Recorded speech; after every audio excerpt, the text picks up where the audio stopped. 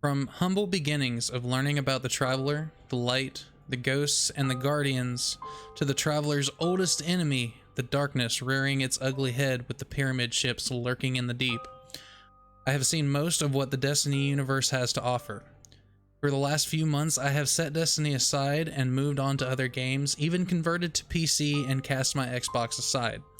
But nothing quite filled that void like the experience that is Destiny. Now I am back on patrol due to some reassuring promises made by Bungie to breathe new life into the franchise that so many Guardians have abandoned and many others still love today. If you wouldn't care to give me just a few moments of your time, I will try my very best to explain why it is my opinion that Destiny is a game worth returning to, and if you have not yet, is worth starting a brand new journey as a freshly resurrected Guardian. Hold on tight, Guardians. Here we go.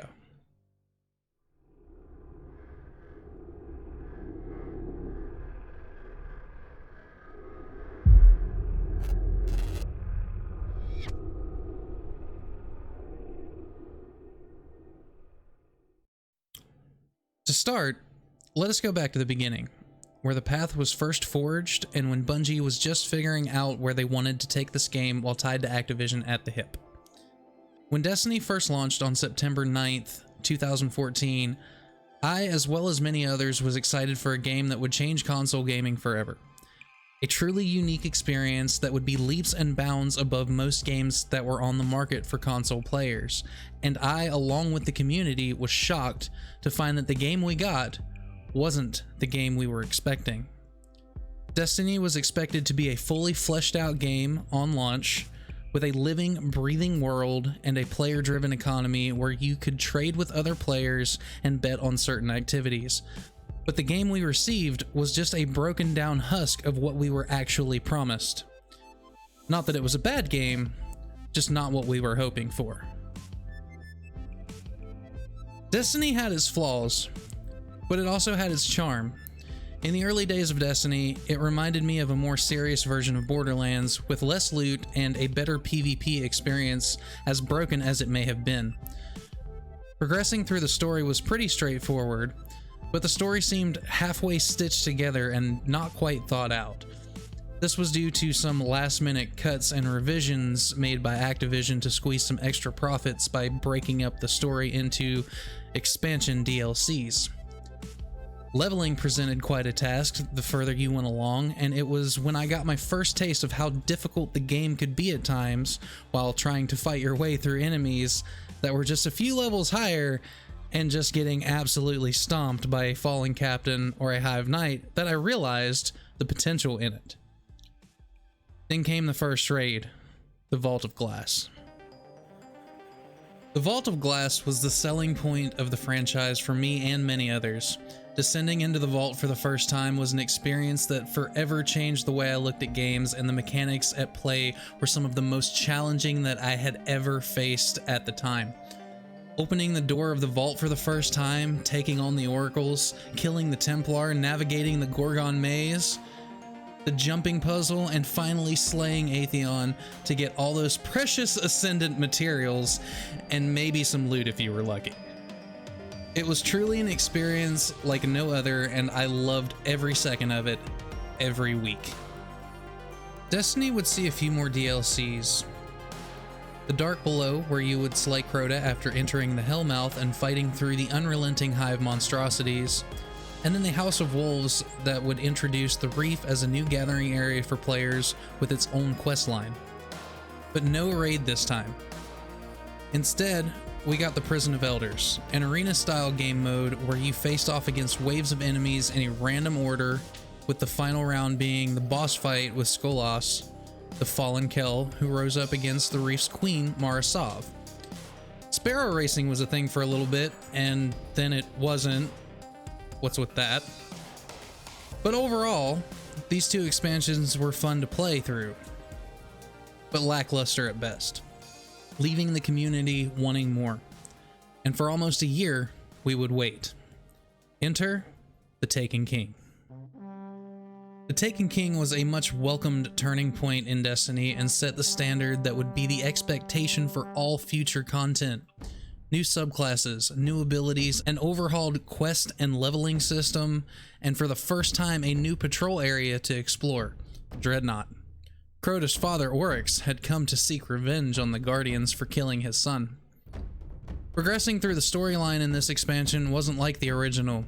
It was more challenging, with more missions that had an amazing cinematic quality, and the cutscenes. Oh, the cutscenes. They were beautiful. It was like a new game entirely. The raid was full of familiar mechanics, as well as some new ones, and had the addition of a challenge mode that changed every week, introduced a little while after the hard mode was released. This raid was absolutely massive, with 2 giant jumping puzzles, 6 encounters, and a giant maze right in the middle. It renewed the hopes of Guardians everywhere, bringing the game to a whole new level of kick-ass awesomeness, with a DLC that felt like the devs put a lot of time and care into the design of every little detail. It was what we had been waiting for. Destiny was finally Destiny. Shortly after The Taken King, the Rise of Iron expansion was released, and it brought with it yet another player hub with some charming little secrets to be found. It also added a new area to the already existing Cosmodrome, essentially doubling the size of the area, but being separate from the other half so that it was seen as its own unique location. Some new activities were added to this area, like Archon's Forge, the arena-style game mode accessible from Standard Patrol, that I am sure paved the way for D2 content like Escalation Protocol and the Blind Well. The raid for this one, Wrath of the Machines, was essentially a giant jumping puzzle from what I remember, with some encounters spread out that were quite difficult if you didn't have the right team or gear. Not saying the other raids were easy, but a lot of new mechanics were introduced in this one. But I will save the details for another video. With this, we come to the end of the first game and move on to Destiny 2. Destiny 2. Where do I begin? This was a much anticipated sequel and had a lot of Guardians' expectations level pretty high, given the bar that was set by the last 2 expansions of the first game. But Activision struck again. The project was rushed and not fully realized in the end result. Activision would have their way once again and cut the game into smaller pieces, while Bungie was forced to release a game that they themselves were not completely happy with. The story starts as Gull, a rogue Cabal warlord, launches an all-out assault on the tower, destroying it and seeking to take the Traveler's Light for himself. The Guardian, Hugh, tries to fend off the attack and inevitably fails, leading to Gull's forces constructing a barrier around the Traveler, cutting off the light from the Guardians as he proceeds to throw you off his ship and make you start all over with nothing, not even a spark of power, while the city lies in ruins. It was an interesting plot, but poor execution. From a Guardian's perspective, the original questline was way too short for what we had become accustomed to in the previous game. But that wasn't all. The skill trees had changed substantially. You had to re-unlock all of the skills that you already put so much work into in Destiny, and it was just a huge nightmare. The leveling system had changed once again, and because of the skill tree changes, you essentially had to relearn how to be a Guardian. And the new Leviathan raid was okay, but nothing special. Because of this, a lot of fans put the game down and just simply didn't play anymore.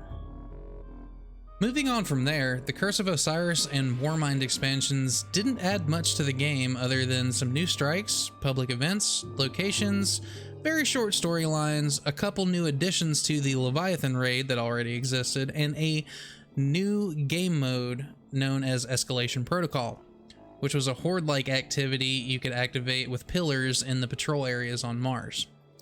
The start of Destiny 2 was a horrible flashback to the year 1 of Destiny, and a lot of people left the franchise because of Bungie and Activision's shortcomings.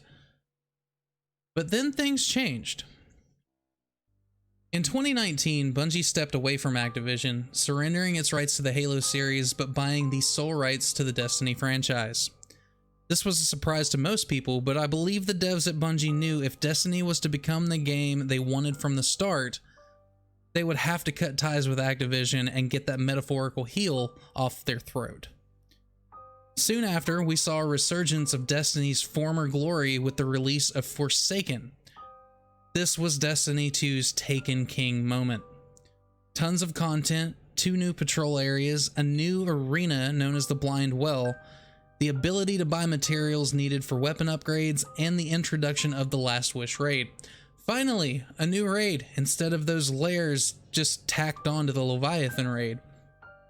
This expansion was also full of secrets and mystery surrounding the Taken, and saw a new type of activity in the form of a dungeon that was on a rotation, available once every 3 weeks, called the Shattered Throne. It also saw the introduction of a new game mode known as Gambit, which was a PvPvE game mode ran by a cheeky character called the Drifter. We also saw some UI changes that actually improved some quality of life issues, and for the first time, we see the true nature of the darkness and how it can affect a weak mind. Destiny was once more Destiny. This finally brings us up to speed as to where we are now in Shadowkeep. I'm well aware of some details that I have left out, but those are fun things to find as you play through the game. The amount of lore in this game is staggering, and there are so many good stories to piece together with the collection of lore tabs on weapons and armor, along with in-game lore and physical books you can find about the history of the Golden Age, the collapse, and the numerous other factions and events throughout the Destiny universe's history. At this point, I had played Destiny religiously for years and had strayed from it a few times to try other games, and then I would always come right back to Destiny. Destiny was my game, and as I said in the intro, there was nothing quite like the experience that is Destiny. But just before the release of the Shadowkeep expansion, which we are now in, I grew tired. The fire team that I once had moved on, and the game just didn't feel the same.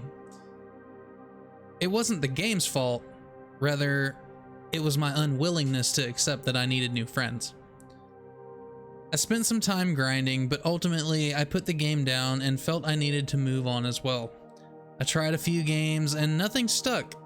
A few months went by, and the whole time I found myself wondering what was new in Destiny. This is where my excitement for the future of the game is restored. Bungie had announced the Beyond Light expansion, and with it they announced a new roadmap and a completely new direction for the game. They said that instead of making a Destiny 3, they would instead make Destiny 2 into the game that many of us hoped it would be in the first place. Let me read a few sections from the statement Bungie released. So I found this article on Bungie's website released on June 9th of this year, and in it they started out like this. Earlier today, we laid out a vision for Destiny's future, built right inside of Destiny 2. A future where we maintain your characters, accounts, and continuity with our game systems and build on each of them for years. This fall ushers in a new era in Destiny's journey, launching off a trilogy of expansions where your Guardians will explore the true nature of light and dark. Those expansions being Beyond Light, the Witch Queen, and Lightfall. Put plainly, we are investing in Destiny 2 for years to come. I mean, after all, it was Bungie's goal to create the best action MMO in the world. They move on in the article to talk about how instead of making a sequel, they are going to end up vaulting certain locations and activities for possible later use, altered if need be.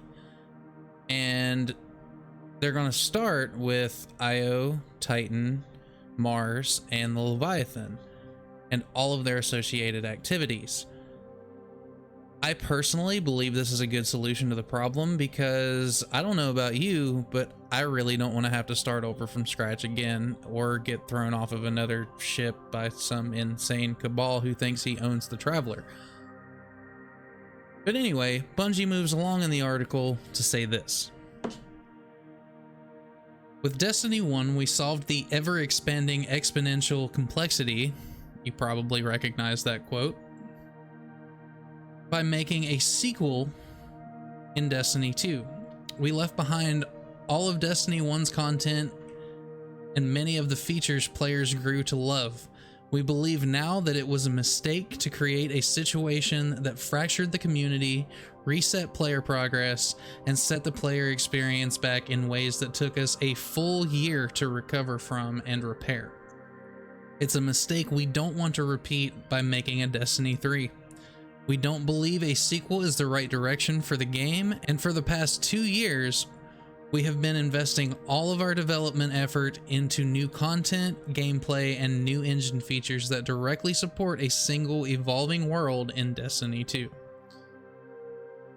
So, if you ask me my opinion on this, I believe it's going to be a great thing, and this really shows me that Bungie cares about their community. Destiny is a great community. Of course, every community has their trolls and just their outright assholes, but Destiny is still a great community of people.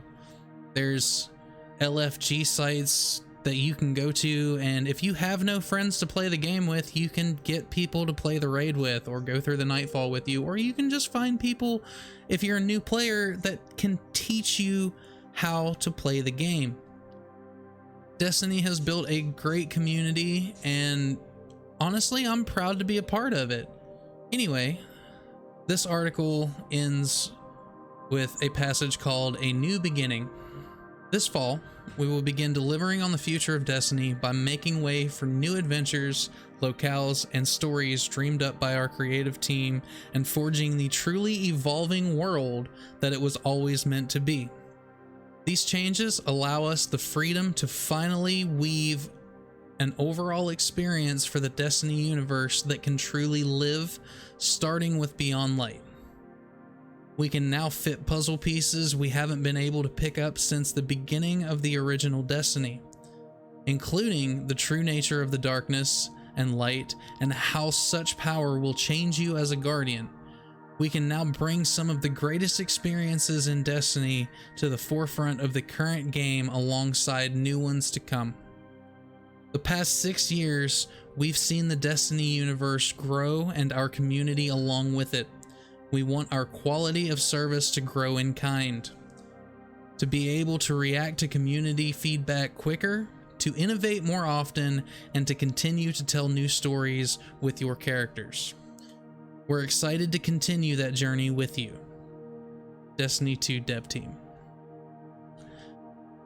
This article shows to me that Bungie is committed to their community, and I feel like if you're an older player or if you're somebody who's been interested in Destiny but still hasn't picked it up after all this time that it's been out, I feel like it's worth giving it a shot, and Bungie definitely deserves a second chance because it makes it seem like they are truly trying to make things right.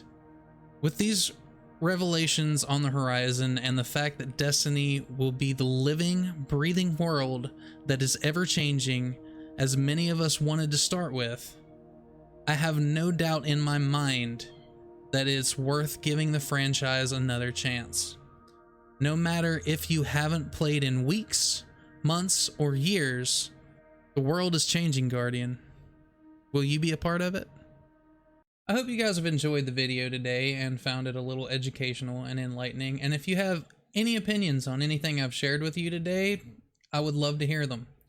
Thanks for watching. Thanks for the support.